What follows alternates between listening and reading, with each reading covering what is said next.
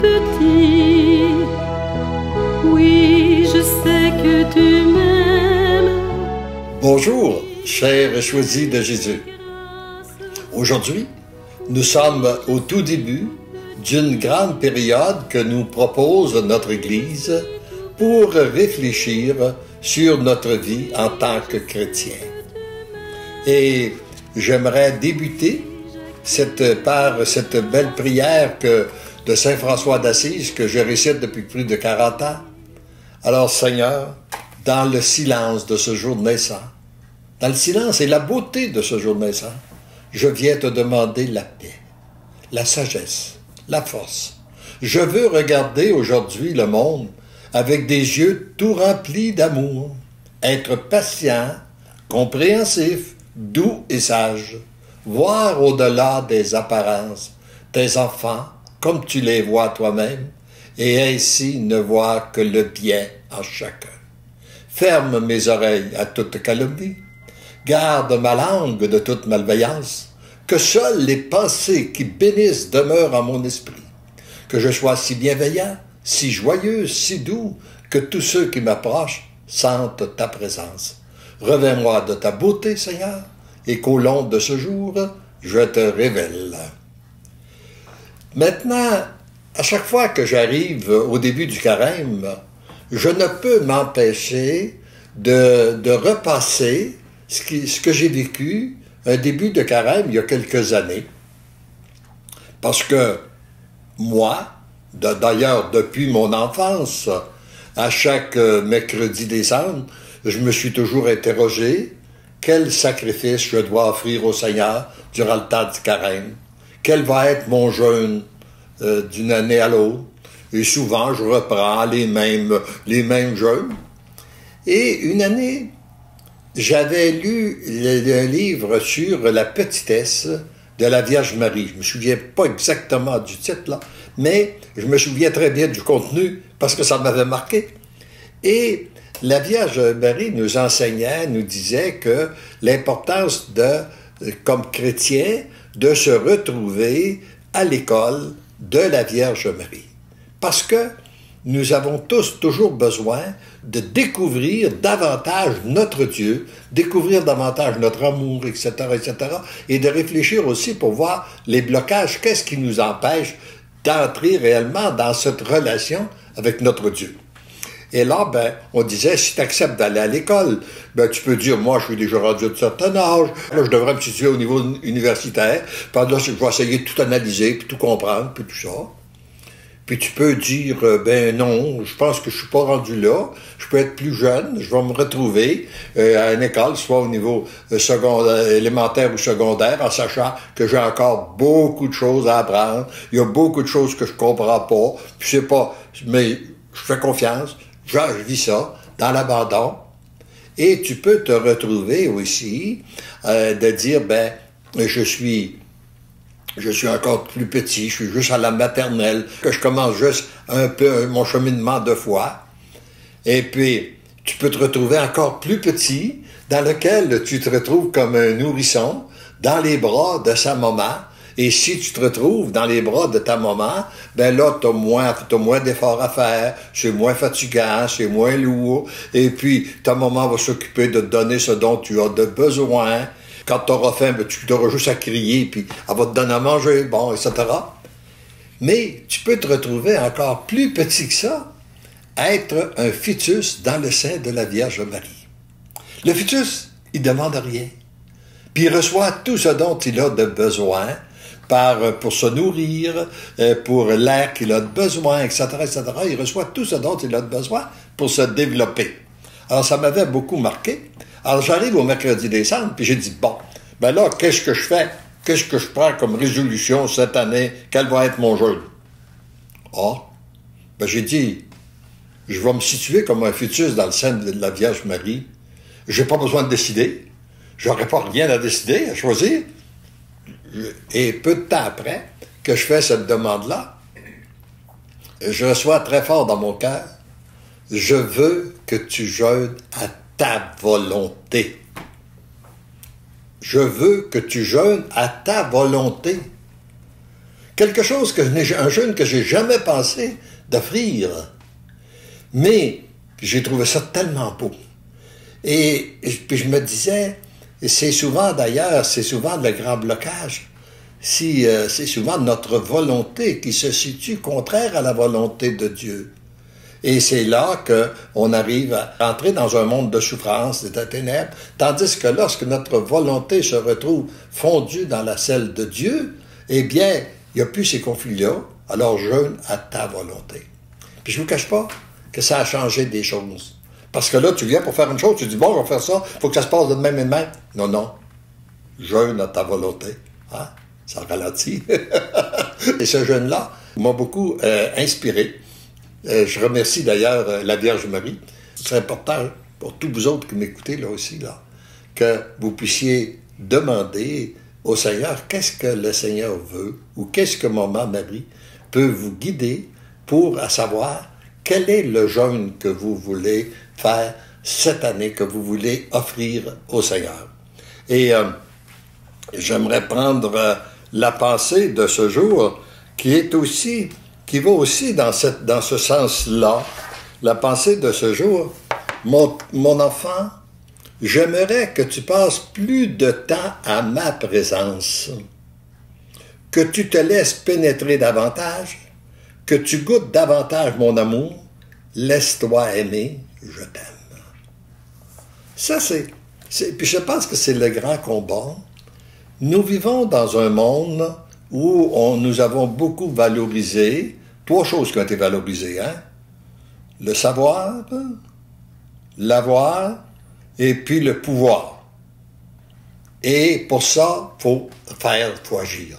On se dépêche, on est dans l'action, Et puis pour entrer en relation avec notre Dieu, il faut accepter de prendre du temps uniquement avec lui, de prendre du temps dans la prière, et puis pour être davantage à son écoute. Lui, il veut nous unir à lui, et la seule façon qu'il peut le faire, c'est dans les moments de silence. Oh, c'est sûr qu'il est là continuellement aussi de tous les jours de notre vie, là. Mais et c'est là qu'on peut découvrir un peu ce que j'entendais ce matin à la messe, dans la première lecture de notre Moïse, Deutéronome, qui dit, d'une part, la façon que ça nous est présenté, Moïse, j'ai dit, il me semble que c'est tellement facile, hein? Il dit, je mets aujourd'hui devant toi ou bien la vie et le bonheur, ou bien la mort et le malheur. Alors, qu'est-ce que tu choisis? Il me semble que c'est simple. Il me semble que le choix, c'est tellement simple. Ou bien tu as la vie et le bonheur du côté, puis de l'autre côté, tu as la mort, puis tu as le malheur de l'autre côté. Bon, ça, mais c'est effectivement...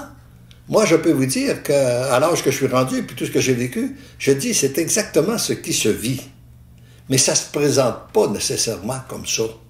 Dans la présentation, pour choisir la vie et le bonheur, il faut souvent renoncer à soi-même. Il faut accepter de mourir à notre volonté pour être capable d'entrer dans cette vie que Dieu veut établir en nous, dans cette relation qu'il veut nous donner. Et puis, tandis que trop souvent, si on se laisse aller à nos tendances, nos penchants plus ou moins bons, ou qu'on veut entrer dans le grand courant de pensée du monde, bien, tranquillement, on se dirige vers un malheur, vers la mort. En passant, en parlant du bonheur puis du malheur, j'aimerais vous citer ce que j'ai cité dans un livre, je pense, Le bonheur de vieillir. Réfléchir aussi sur la première, les premières syllabes de ces 2 mots. Tout le monde veut le bonheur. Bon. Mais avez-vous remarqué que la première syllabe du bonheur, c'est bon. Sois bon. Partout où tu es, partout dans ta conduite, avec les autres, sois bon. Tu vas découvrir le bonheur. Et on ne veut pas avoir de malheur. Ben, la première syllabe du mot malheur, c'est mal. Alors évite le mal si tu ne veux pas entrer dans le malheur. C'est important de réfléchir à ça. Et c'est là d'ailleurs que comme Moïse disait dans le Deutéronome, ben c'est ça, la vie et le bonheur qu'on choisit, mais souvent, il y a un prix à payer. Et je dirais que, moi, de la façon que je vois les choses de la vie, je dirais qu'il y a toujours un prix à payer. Ou bien, je le paie d'avance, en renonçant à certaines choses. Le sacrifice n'est pas si grand que ça. Le jeûne n'est pas si grand que ça. Si je le fais d'avance, je renonce à certaines choses pour être comblé. Ou bien, je me laisse aller à toutes mes tendances, puis je paie par après. Là, c'est comme si on se retrouve avec une dette, avec les intérêts qui se sont accumulés, puis tout ça. La souffrance, finalement, est beaucoup plus grande de payer après que de payer avant. Alors, le prix qu'on a payé avant pour avoir entré dans une vie de bonheur est très peu par rapport à ce qu'on doit payer après pour une vie qui se laisse influencer par tous les courants de pensée du monde, qui sont souvent contraires à la volonté de Dieu. Or, comme je suis seul aujourd'hui encore, j'aimerais vous laisser la parole. J'aimerais, à la suite de ce que je viens de dire, entendre vos commentaires. Qu'est-ce que vous retenez? Puis il se peut que le Seigneur, n'hésitez pas à écrire, il se peut à nous faire part de vos commentaires, il se peut très bien que le Seigneur puisse passer par vous pour me rejoindre, pour rejoindre Kevin qui est avec moi, rejoindre tous ceux et celles qui vont nous écouter. Enfin, n'hésitez pas à dire ce que vous ressentez et de quelle façon que vous voyez, vous, le début de ce carême de 2019. Kevin, as-tu des commentaires? Ben oui, j'ai beaucoup de personnes qui nous suivent là, ce matin. On en a à peu près une quarantaine là, qui nous suivent. On dit bonjour à chacun. Je vous nommerai pas chacun, mais on vous dit bonjour. Merci d'être là. Merci de nous saluer d'un peu partout sur la planète. Et j'ai ici Cathy qui dit « C'est exactement ma pensée, mon carême. Mon jeûne sera décidé par Jésus. C'est lui qui me le dira. Je l'écoute, c'est pour moi le plus important. J'espère l'entendre. » Ah, c'est beau. C'est beau. Rendons grâce à Dieu. Et d'ailleurs, lorsque la volonté de Dieu va pouvoir se faire sur cette terre comme ça, dans tous les cœurs, on va être rentré dans la civilisation de l'amour. Hein? On va être dans un monde nouveau. Sabine qui nous dit, un peu plus tôt, là, vous parliez de votre jeûne, de jeûner donc à votre volonté. Et Sabine qui dit, bien dit Léandre, jeûner à la volonté de Dieu, c'est une grâce. Et j'ai aussi, ah oui, Rosanne qui, en début, quand vous avez médité, prié la prière de Saint François, disait, bonjour, cette prière du matin, je la fais à chaque jour. C'est ma façon de me mettre sous le regard de Dieu. Rosanne de La Réunion, de l'île de La Réunion. Oui, c'est beau, c'est très important de prendre un temps à chaque jour. Hein? Moi, je vois notre vie spirituelle, notre âme, elle a besoin d'être nourrie régulièrement. Notre corps, on s'en occupe, puis même si on sait qu'il n'est pas éternel, puis il va disparaître, mais on s'arrête généralement au moins 3 fois par jour pour le nourrir, à part du temps pour prendre des breuvages, pour boire ou n'importe. Alors là, et l'âme, c'est important de s'arrêter. Plus on s'arrête pour le nourrir, eh bien, plus il peut s'épanouir. On en a d'autres qui nous disent bonjour. Donc, je viens d'avoir Sarah ici qui nous dit que le Seigneur me guide, qu'il me prenne par la main pour me conduire auprès de lui en cette période. J'en ai besoin, me blottir contre lui, je remets la famille et moi-même entre ses mains. Amen. Je fais également cette prière tous les jours. Merci, Léandre. C'est beau. Parce que trop souvent, nous portons sur nos épaules. Ce qui vient lourd, là, c'est que, par exemple, lorsque nous avons des enfants, nous les portons. Nous voudrions qu'ils fassent comme nous on veut, etc., etc. Puis ils ont leur vie, ça se produit pas de la même façon. Puis là, souvent, on devient angoissé. Et puis, tandis que si on les abandonne entre les mains de Dieu, eh bien, on n'a pas à les porter. C'est son œuvre à lui. Et c'est là, finalement, qu'on entre dans cette vie de bonheur, là, qu'il disait, là, tu sais, plus on s'approche de Dieu, plus on entre dans cette vie de bonheur. Et moins on a de choses à porter sur nos épaules, là. Hein? Parce que quand ça vient trop lourd, c'est signe qu'on porte bien des choses qu'on n'a pas à porter. J'ai Martine, vous allez rire, elle s'appelle Martine Petit. Oui,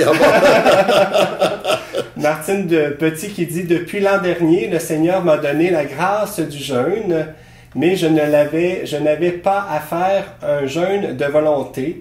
Je crois que c'est une révélation que j'ai aujourd'hui et que cette parole est pour moi. Merci. » Ah, merci. Merci. Et puis, elle a la grâce d'être toute petite. Elle le dit continuellement quand elle dit son nom. Oui, c'est ça. J'ai aussi... donc, c'est... Ben, des fois, il y a des diminutifs. Donc, Nat Ayaba, là. Désolé si je massacre un peu votre nom, mais voilà. Je demande au Seigneur de me donner son Esprit Saint qui me guidera mes pensées et mes pas. J'en ai grandement besoin. Je pense que lorsqu'on fait ce genre de demande au Seigneur, là, moi, je suis sûr que le Seigneur vous exauce. Parce que il est venu sur la terre, puis il a donné sa vie pour que sa volonté puisse passer à travers nous, pour qu'on puisse... Et lorsqu'on lui demande, c'est grâce de venir nous inspirer, que ce soit sa volonté qui s'exprime par nous, moi, je suis sûr que c'est une prière qui n'est jamais refusée. Elle est toujours exaucée. Quand exactement, comment, ça, je ne sais pas. Je ne sais pas. Parce qu'il y a des fois qu'on est tellement pris dans nos pensées qu'on pense que la seule façon que ça devrait arriver, c'est d'une manière. Mais le Seigneur, lui, il voit ça autrement. Il nous donne d'une autre façon. Et c'est par après qu'on voit que, par exemple, le bienfait aussi de nos souffrances, même de nos misères, lorsqu'on les a accueillies.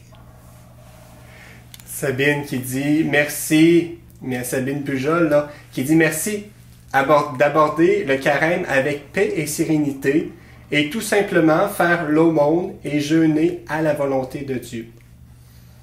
Merci. Donc, il y a nos amis de la Fondation, donc soit Christian ou Nancy qui nous dit, ben vous êtes de partout, c'est beau, du Québec, de l'île Maurice, de l'île de la Réunion, du Sénégal, de la France, de l'Italie. Merci Nancy ou Christian de me marquer ça, c'est plus facile pour moi de le lire comme ça. Merci d'être présent comme ça. C'est fantastique de voir, ça c'est des belles grâces parce que les moyens modernes qu'on a à notre disposition, c'est sûr que ces moyens modernes-là ont souvent servi aux forces du mal. Mais on peut s'en servir aux forces du bien. Et ça nous permet d'entrer en communion comme ça, les uns les autres.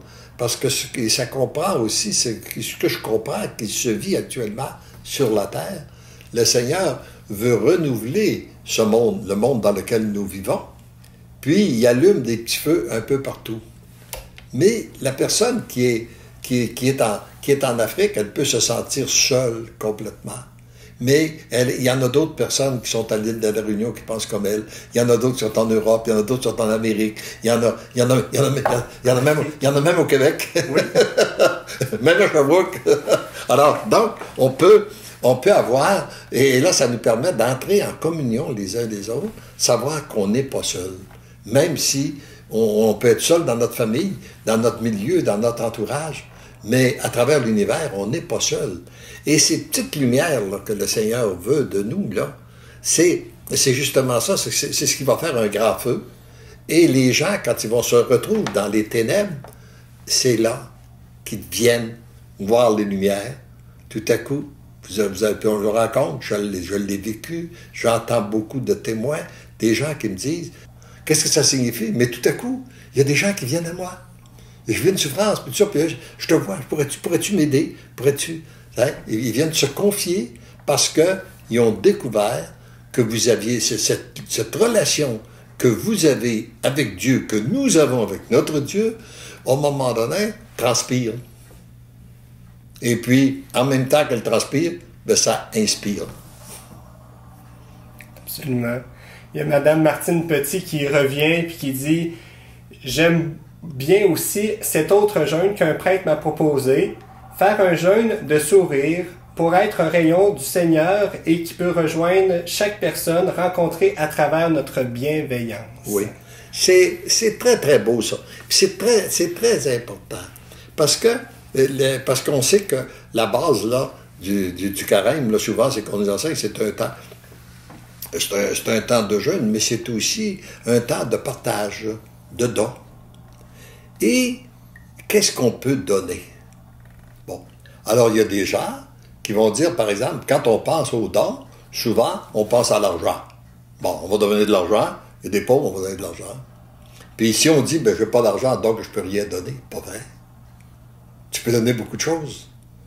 Et puis, tu peux toujours donner ton sourire. Puis la personne qui en a le plus de besoin, c'est peut-être celle que tu regardes, puis qui est la plus triste, dans laquelle tu as peut-être le plus de misère à lui sourire. C'est peut-être cette personne-là qui a le plus de besoin de ton sourire. Une autre chose que tu peux donner aussi, tu n'as pas d'argent, mais tu as du temps. J'ai souvent réfléchi à ça, et je me disais, quelle est la différence entre quelqu'un qui a beaucoup d'argent et qui ne le partage pas, et l'autre qui a beaucoup de temps, qui ne le partage pas, qui le prend juste pour lui, égoïstement. Et plus on donne, bien plus on reçoit. Je pense que cette période de carême-là nous invite au partage. Et on a à refaire beaucoup d'éducation. Dans le monde que nous vivons, je réfléchissais récemment sur ce point-là, dans lequel on se retrouve avec beaucoup de jeunes qui sont malheureux. Puis je me disais, il y a plusieurs raisons qu'on peut trouver, mais il y a une piste dans laquelle je me disais, il faudrait peut-être réfléchir. Est-ce qu'ils ont été suffisamment habitués au partage? Moi, quand j'étais jeune, j'ai grandi dans une famille où il n'y avait pas d'argent, on a tout ce qu'il fallait pour manger, mais pas plus. Et puis, mais j'étais le 6e. Et puis il y en a eu un autre après. Alors imagine-toi que t'es pas le centre de la maison, là. Hein? Faut que tu prennes ta place parce que, puis s'il arrive avec un bon gâteau, tu ne manges pas tout seul, il faut que tu partages, il faut que les autres en aient. Puis s'il n'y en a pas beaucoup, ben, il faut que tu t'en prennes encore moins parce que tout le monde. Et ça faisait partie de notre éducation, jour après jour, comme petit, de partage. Mais l'enfant qui est élevé seul, tout est pour lui. Hein? Ou qu'il y en a juste deux, ou ça. Est-ce qu'à ce moment-là, est-ce que ça ne vient pas le priver de quelque chose qui est important? Parce que si on ne partage pas, on se prive d'un bonheur. Quand on parlait tout à l'heure, le bonheur, il se trouve non pas uniquement à recevoir. Oui, c'est bon de recevoir des choses, on peut les accueillir, mais davantage dans le partage. Et regardez la joie que vous avez lorsque vous donnez plutôt que lorsque vous recevez. Et il y a toujours des choses qu'on peut donner. Il y a des gens qui ont besoin de votre temps. Il y a peut-être besoin de votre visite ou d'une aide quelconque. Hein?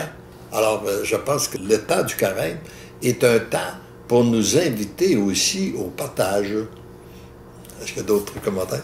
J'aime beaucoup le commentaire de Cathy qui a une attitude de petite. Hein? Je vous lis ça. Merci à vous de nous appeler Petite Lumière. Je ne suis pas vraiment une bonne et grande personne, mais j'écoute, je vis avec et pour Dieu, ma famille, mon époux, mes enfants et mes petits-enfants. Je veux leur offrir l'amour que Dieu met en moi. C'est très beau. C'est très, très beau. Et ça, c'est quelque chose qu'on a, hein? Offrir l'amour que Dieu met en nous. Hein? La plus belle richesse. Hein? Ça, c'est quelque chose qu'on peut partager. Hein? On n'a pas besoin d'avoir d'argent pour partager ça. Ouais, alors, il y a beaucoup de choses comme ça qui peuvent être partagées pour aider à construire un monde meilleur. Et prendre le temps aussi d'écouter l'autre dans ce qu'il vit, dans sa souffrance. Trop souvent, nous sommes centrés sur nous-mêmes, à un point tel que lorsque la personne vient nous parler de son problème, « Ah oui, ben moi aussi, j'ai vécu ça, ça commence là. » Puis là, et puis on reprend tout de suite, on se centre encore une fois sur nous-mêmes, mais prendre le temps d'écouter la personne pour voir ce qu'elle vit. Et ça a un effet aussi très, très guérissant. Hein? Je pense qu'on a des gens qui se sont spécialisés dans le domaine psychologique, et puis il semble bien que ce qu'ils font d'abord, c'est l'écoute.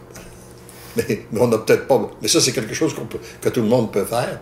Puis, d'ailleurs, c'est peut-être pour ça que Dieu nous a donné 2 oreilles puis juste une bouche, parce qu'il veut qu'on écoute 2 fois plus qu'on parle. Absolument. Et, Oups, ça a changé rapidement.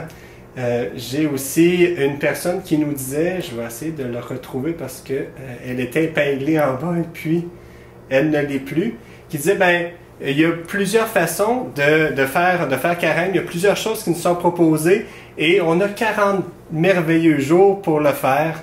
Donc, c'est d'en profiter puis d'offrir au Seigneur, je pense que c'est ça le fond de sa pensée, d'offrir au Seigneur ce qui nous vient pendant ces 40 jours-là. Peut-être que c'est une chose pendant une journée, une autre chose pendant une autre journée ou une semaine.